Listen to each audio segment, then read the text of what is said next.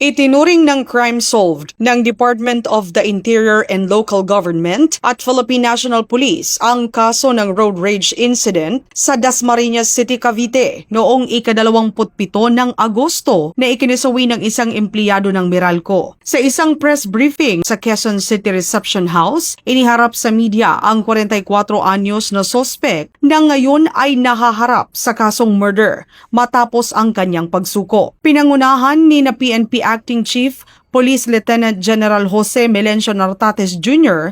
at DILG Secretary Juanito Victor John Vic Rimulya ang presentasyon ng sospek. The suspect will be turned over to the investigator in case, particularly if the chief of police is here. Then the PNP will take custody of this surrendered suspects.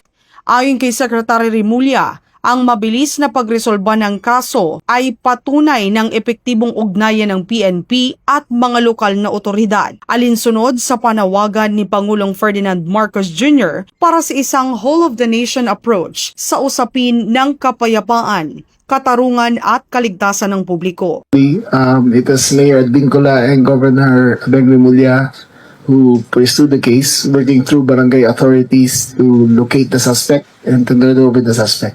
So today we turn over the suspect to the PNP and we consider this a crime solved situation.